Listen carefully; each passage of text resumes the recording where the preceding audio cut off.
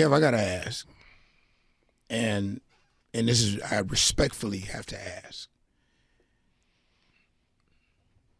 Understanding, regardless of the show, and regardless of everything and all the narratives, when it comes to and again, this is respectfully, because I know you've moved on and you have a brand new situation, and I understand that. But if the question was asked to you, do you still have love for Wendy? Of course. Of course. Of course. I have an enormous amount of love for her. And I want to see her succeed. And I want to see her find love again. I take accountability for my role. But what I needed at the time, because I was running 100 miles an hour, and I was so much of a strong support structure for her and all the dreams that she wanted to accomplish, I needed somebody for me. And my new offspring, my daughter, who is a beautiful, beautiful spirit, she was not a oops baby. She was not a mistake baby. She was what I wanted. And if you ask me, did I want the same with my ex-wife? Of course. You know, I come from a situation where I'm estranged from a good part of my family. Some people might have already seen my sister, my mother, my brother all on the internet. I'm not extremely close. You know, I've been on my own since I was 15. So my family is what I create. Right. And for all that people know about Wendy's story, they know what we went through to have my son. It wasn't easy. I would have loved to have another child. But that was not absolutely in the cards as far as she was concerned. There were some revelations that even came out in this garbage of a movie that was put out that depicted me and her crazy. And you talking about the Lifetime? Yes. Okay. There were some things that I found out there that shattered me because I didn't realize things that she had done on her own accord. So, you know, what we experienced in the car crash, that was our personal relationship while we were desperately trying to achieve the greatness for so many of the fans, you know, and now I look at these fans and how they come at me, and, you know, I can't be so mad because there was a time when, and Nasty, you could attest to this, there was a time when a lot of people wasn't fans, and they treated her like, you know. Yeah, we got to keep it a buck. Them hot topics when she would talk about certain celebrities, their fan bases would attack Wendy, post all Photoshop or I'm talking about before just hot disrespectful. I'm talking about before hot topics. I'm talking about radio. I'm talking about in the game of radio when me and her was shooting in the gym. When I seen the vision, when she clearly had the talent, and I seen the vision with her that you can do a talk show.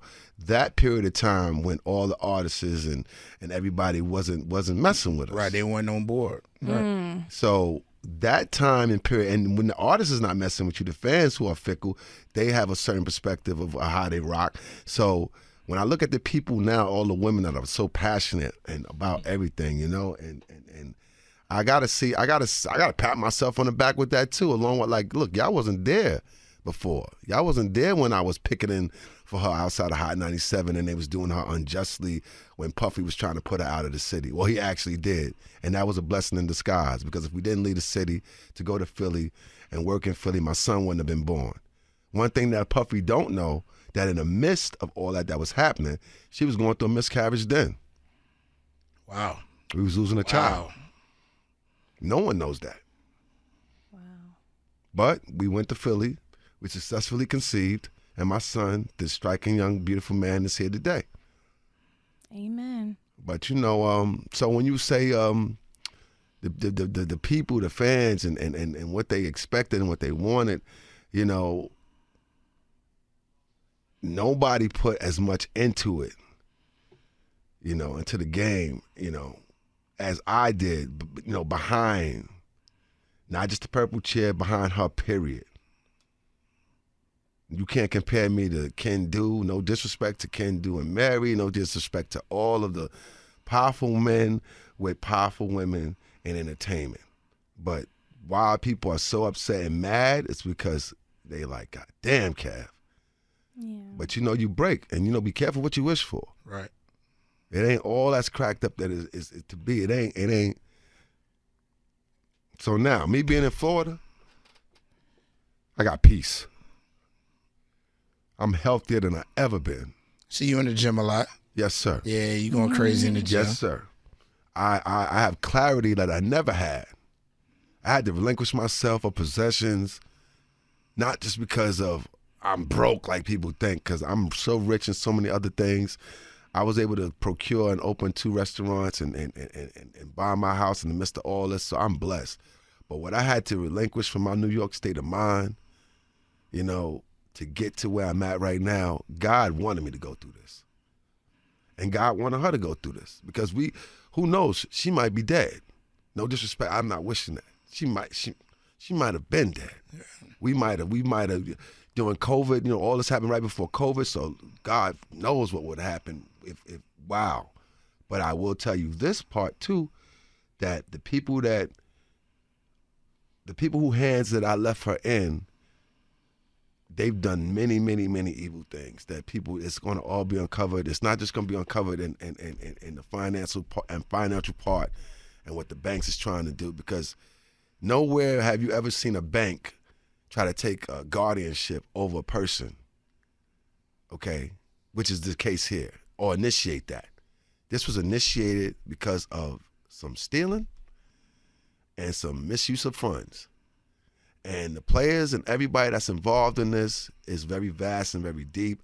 It goes back to the production company and the insurance policy that they had on her, which is of a very large amount of money. And I want to tell you, one of the times that I had to save her life was during COVID, when her then manager at the time sat in the same apartment that she's at, and they was going to let her die.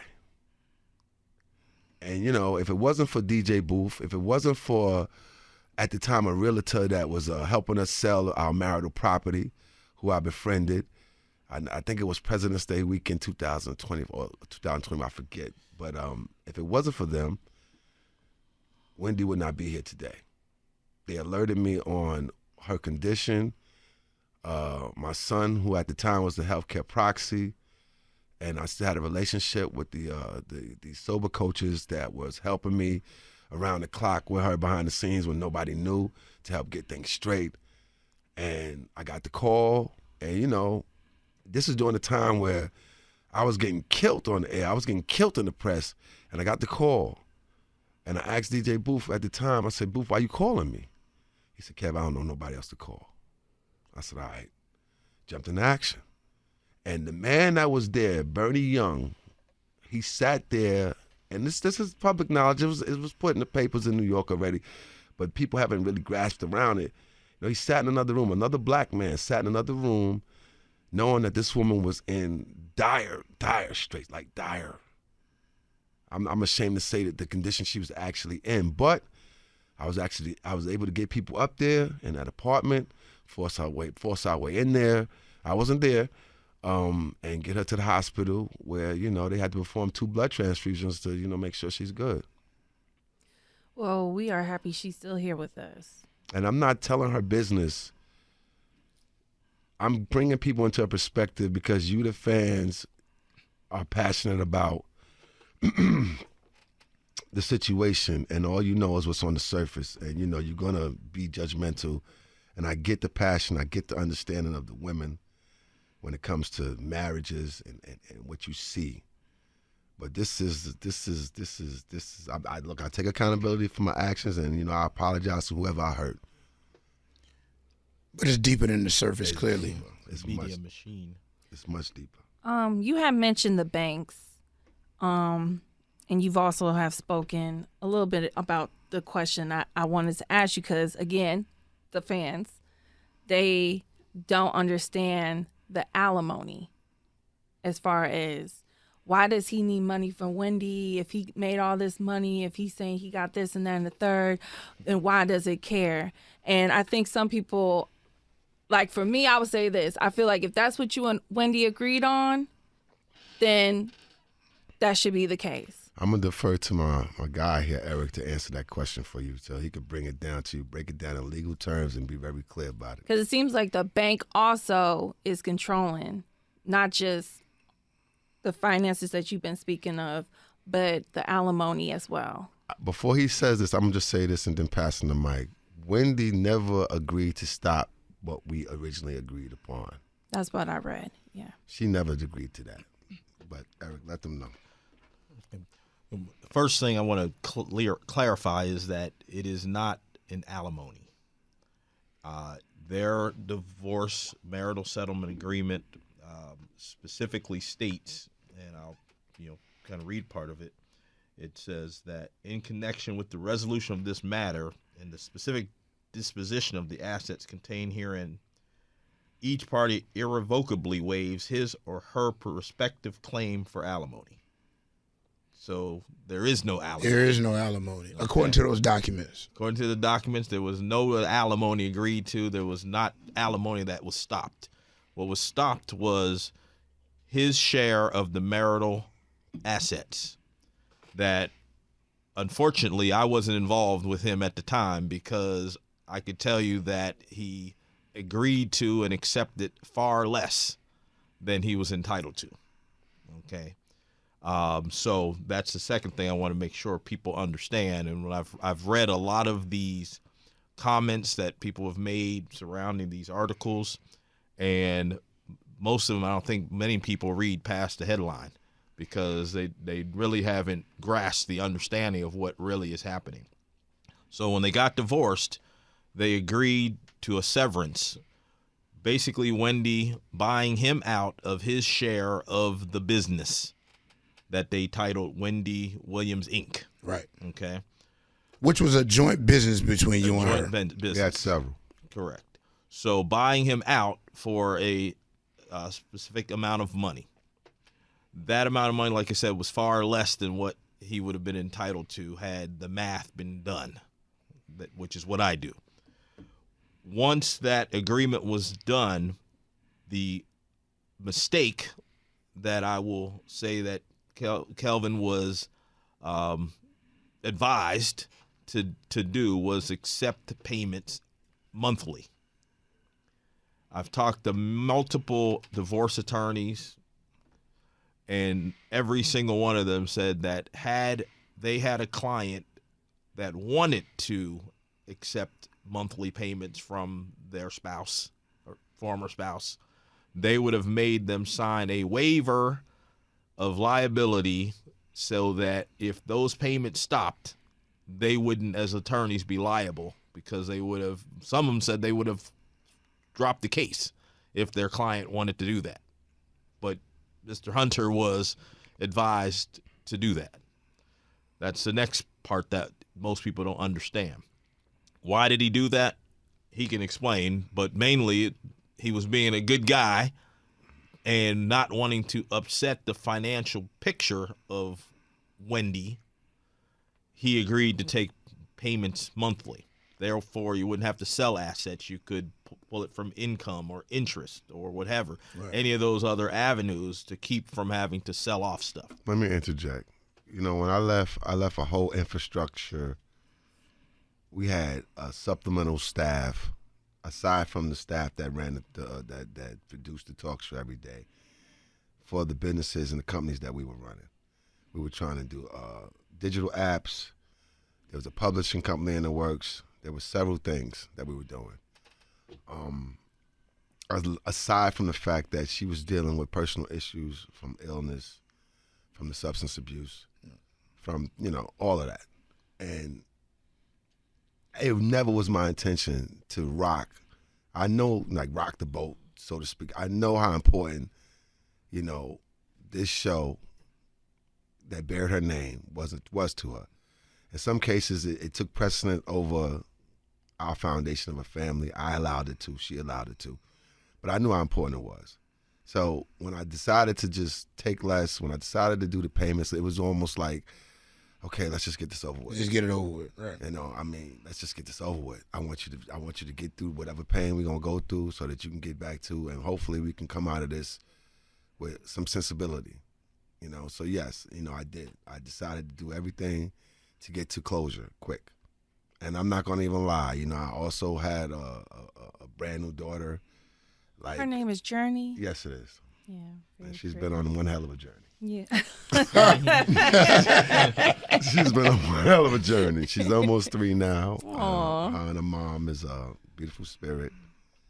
But yeah, I was trying to, you know, get through it fast, you know, and I was being, you know, did not take to his credit what he was saying. Yes, I still was being advised by certain people to capitalize off of it, to make sure you get this, to go at it this way. You know, you should write a book now. You should come out now. But you know what? My spirit wasn't there. Right. My spirit was just telling me, God told me to sit down for all that you have done and what you accomplished. I need you to sit back and just not say nothing. I've watched some of the greats do that in the most heinous of situations where the fire is going. Hot, right? And sometimes you got to sit back and watch what's up. Yeah. You know what I'm saying? So that's what I did. And see, to me, the thing that most people should do in this type of situation is, my job is to figure out what you're entitled to. Is then your job to figure out what you're willing to accept. Right. The problem I have is that Mr. Hunter was never given the opportunity to figure know out what exactly what he was entitled to. Right. Okay. Now, he's going to have the opportunity to see coming forward, because now that they have stopped the money, and that's never been done before that I know of, where the bank actually takes it upon themselves to stop paying, or the financial advisor stops paying an agreed upon amount of money in a marital settlement agreement. So that's unusual. Why did they do that? I've never seen a bank fight this hard to keep a person from getting access to the records. If they're saying Wendy's broke now, our perspective is, show us the documentation that shows that this money that was there at the time of divorce, that clearly was enough to pay all of what was agreed to, where is it now?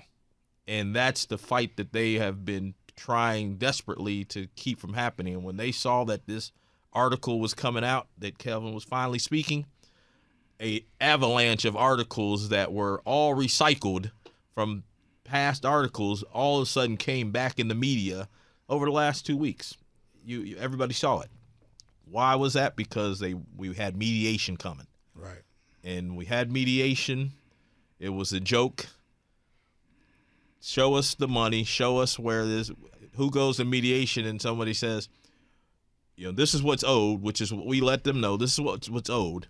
Their perspective was, well, there's nothing left. That's not a mediation. So my question was, you're saying that he should just walk away and say that because you say there's no money, that there is none? Show me the bank records. There's 22 accounts. You have 22 bank statements that you could show me to show me where the money went, and that's what they failed to provide. Let me add to that, too. This is going on a totally different topic. When it came to the show ending, I know I'm kind of answering a lot of your questions because I kind of got an idea what people want to know. Oh, no, you got, I mean, we do have to wrap up because we do have K Fox has a show going on. But I was going to also, after he was done, I was going to say, if you have any last words, anything you want to just leave out there and get off your chest. Okay. It's all you. I want to say that when the show wrapped up, you know, I consider myself to be a pretty thorough dude. I've been through a lot. I kind of come from the streets when it comes to certain things. I've elevated myself from that. You know, Wendy kind of helped me. A lot of people don't know, and they will know when I decide to pen a memoir. She helped me elevate myself from that as well. So I consider myself to be pretty thorough, you know, and strong. You know, I was hurt at the way the whole thing went down with the show, which is why I kind of relinquished a lot. You know, I wasn't mad because I understood how upset my wife at the time was, but I was hurt at what I dedicated to this whole situation the last 10, 12 years. And I know that if I was I hate to pull this card, but I know if I was of a different race or, because there's not a lot of guys with my general makeup in daytime television. Right. Okay. So I know if I was a different person, I probably wouldn't have got handled that way. I had to do a lot of repair. I'm still in a reinvention mode, but I'm happy that whatever that course was leading me down, that I was able to pivot and now get to what Kev need to do.